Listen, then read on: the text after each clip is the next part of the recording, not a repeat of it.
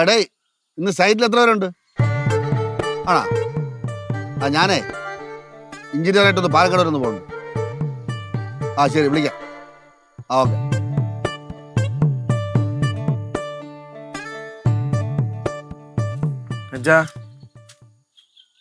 എന്താടാ? അല്ല അച്ഛൻ എന്താ ഇവിടെ വന്നിരിക്കണെന്ത്? ഞാൻ ഇവിടെ വന്നിരിക്കും. നിനക്കെന്ത്?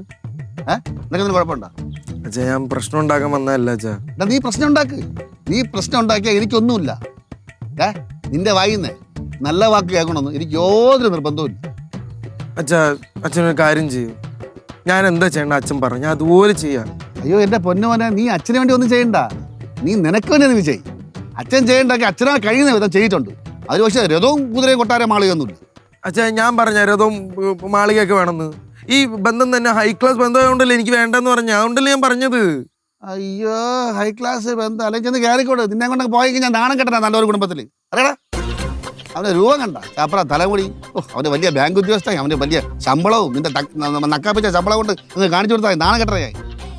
ഇപ്പൊ പിടിച്ച് നിന്റെ കൂടെ അങ്ങ് കെട്ടിച്ചയച്ചോടാ ഇതൊക്കെ കൊണ്ട്.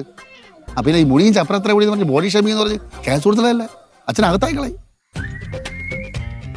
അച്ഛൻ എന്നെ പൊന്നു പോലെ തന്നെ വളർത്തിയിരിക്കണത്. അതിപ്പോൾ പറയേണ്ട ആവശ്യമില്ല. അതുകൊണ്ടാണ് അച്ഛൻ വിഷമിക്കണുണ്ട്. അപ്പോൾ ഞാൻ ജസ്റ്റ് സംസാരിക്കാൻ വന്നത്. പക്ഷെ അച്ഛൻ ഈ രീതിയിലാണ് ഞാൻ സംസാരിക്കാൻ പ്ലാനെങ്കിൽ ഞാൻ ഇനി അച്ഛനോട് സംസാരിക്കില്ല കേട്ടാ.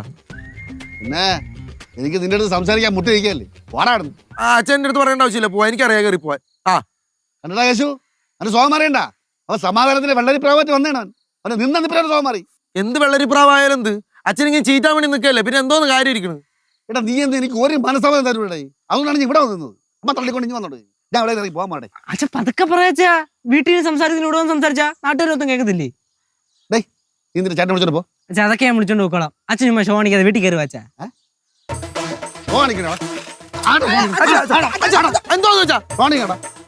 അച്ഛാ ചെറുതാണ് കേട്ടാ. അച്ഛന് എന്റെ അടുത്ത് വല്ല ദേഷ്യം ഉണ്ടെങ്കിൽ എന്നെ തല്ലി.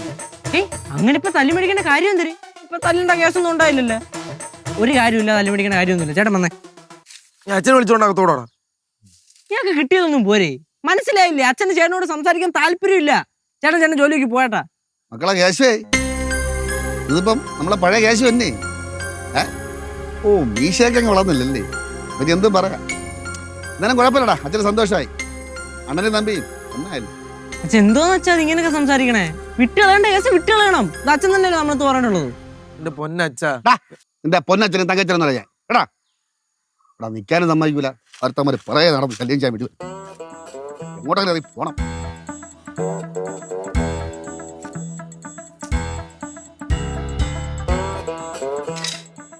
അമ്മ നാളെ മുതൽ സ്കൂളിൽ കൊണ്ടുവരാൻ നൂഡിൽസ് വേണം. പിന്നെന്ത് വേണം? പഴം പുഴുങ്ങിയത് മതി. ഇപ്പൊ 2 ദിവസമായിട്ട് പഴം പുഴുങ്ങിയിൽ പിടിച്ചേക്കുക. നല്ലതല്ലേ, കൊണ്ടുപോട്ടെ. പഴമല്ലേ? ഞാനിപ്പൊ അങ്ങോട്ട് ചെന്നില്ലായിരുന്നെങ്കിൽ 2 പേരിൽ ഒരാള് വീട് വിട്ട് പോയാൽ. ആര്?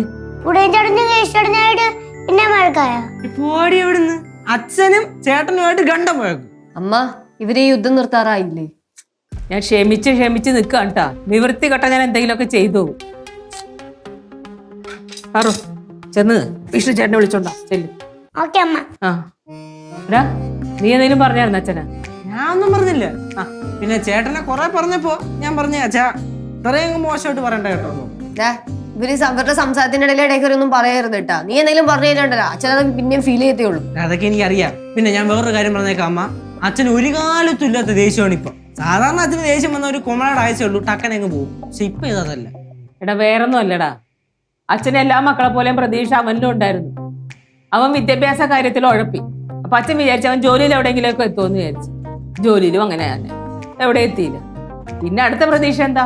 ഏതെങ്കിലും നല്ല കുടുംബത്തിൽ നിന്ന് ഒരു പെങ്കൊച്ചിനെ കല്യാണം കഴിച്ചിട്ടൊന്നും അവന്റെ ജീവിതമേ മാറി മറിയുമെന്ന് വിചാരിച്ചു. അതിലും ഇങ്ങനെയൊക്കെ. ആ നിരാശയാണ് അച്ഛനെ ഈ കാണിച്ചു കൂട്ടണ മൊത്തം. ഞാൻ അച്ഛനൊന്നും പറഞ്ഞിട്ട് കാര്യമൊന്നുമില്ല. വന്നല്ല ചേട്ടാ, ഇത് കൊള്ളാം കേട്ടാ. അച്ഛന്റെ സ്വഭാവം മാറിയിരിക്കുമ്പോ തന്നെ വഴക്കിടാൻ ചെല്ലണേ. നീ ഒന്നും അറിയാതെ സംസാരിക്കലട്ടാ. അച്ഛൻ എന്റെ അടുത്ത് മിണ്ടാതിരിക്കണോണ്ട് എനിക്ക് ഭയങ്കര വിഷമമായി. അപ്പൊ ഞാൻ അങ്ങോട്ട് ഇടിച്ചു കയറി സംസാരിക്കാൻ പോയി. സ്നേഹത്തോടെയാണ് പോയത്. അപ്പൊ ഉണ്ട് അച്ഛനും ഒരുമാതിരി ശത്രുക്കളെടുത്ത് പെരുമാറുന്ന പോലെ വലിച്ചു കയറി സംസാരിക്കാൻ പറഞ്ഞു. ഇവനുണ്ടായിരുന്നല്ലോ ഇവിടെ, നീ ഉണ്ടായിരുന്നില്ലേ? ഇവൻ ലാസ്റ്റ് നിവൃത്തിയോടുണ്ട് എന്തൊക്കെയോ അച്ഛനാ പറഞ്ഞു. എടാ കേശു, എന്നിട്ടാണല്ലോ നീ ഒന്നും പറഞ്ഞില്ല എന്ന് പറഞ്ഞത്. ഇനി ആരും ഒന്നും പറയാൻ പോണ്ട. പറയാൻ പോണ്ടെന്ന്. ആ അച്ഛൻ നമ്മുടെ കൂടെ ഈ വീട്ടിൽ തന്നെ ഇല്ല താമസിക്കണേ. അപ്പൊ എങ്ങനെ മിണ്ടാതിരിക്കും? അച്ഛനെ കാണുമ്പോ തല ഉഞ്ചടക്കണം. അത് ശരിയാണ്. അമ്മയാണെങ്കിൽ അച്ഛനെ ഒന്നും പറഞ്ഞ് മനസ്സിലാക്കാൻ ശ്രമിക്കുന്നുമില്ല. അമ്മ സാധാരണ എല്ലാത്തിലും ശക്തമായിട്ട് കയറിയാണ് പറഞ്ഞതാ. ഇതിപ്പോ അച്ഛൻ എൻ്റെ അടുത്ത് ഇങ്ങനെ പെരുമാറാൻ നമുക്ക് ഇഷ്ടപ്പെടുന്നു പോകണം, അതൊന്നും മിണ്ടാണ്ടിരിക്കണം. അതേടാ, നീ അച്ഛനോടെ തമ്മിൽ തല്ലുപിടിക്കുമ്പോ ഞാൻ ഇവിടെ കിടന്ന് സന്തോഷിക്കുകയാണ്. എന്താ കുഴപ്പം? അമ്മ സന്തോഷിക്കുമോ അതൊന്നും ഒരു വിഷയമല്ല. പക്ഷേ അമ്മ ഇനിയെങ്കിലും അച്ഛൻ്റെ അടുത്ത് പറയണം, നമ്മുടെ അടുത്ത് ദേഷ്യപ്പെട്ടോ അത്ര മാന്യോട്ടും സംസാരിക്കണമെന്നില്ല, എന്നാലും കുറച്ച് വൃത്തിക്ക് സംസാരിക്കണം. സൗകര്യമില്ല പറയാൻ. ആടെ എനിക്ക് സൗകര്യമില്ല. അമ്മയ്ക്ക് സൗകര്യമില്ലല്ലോ. അപ്പൊ പിന്നെ ഇവിടെ എന്ത് വഴക്കുണ്ടായാലും അമ്മ മിണ്ടാൻ പറയരുത്. അതാ, പിന്നെ എന്ത് വഴക്കുണ്ടായാലും ലാസ്റ്റ് പിള്ളേരുടെ തലക്കെടുത്ത് ഇടുന്ന പരിപാടിയാന്ന് നടക്കൂല. ഓഹോ, ഇങ്ങോട്ടായല്ലേ? ഇറങ്ങി പോയല്ലോ. പോയോ? അടുക്കളയിൽ ഇറങ്ങിപ്പോ.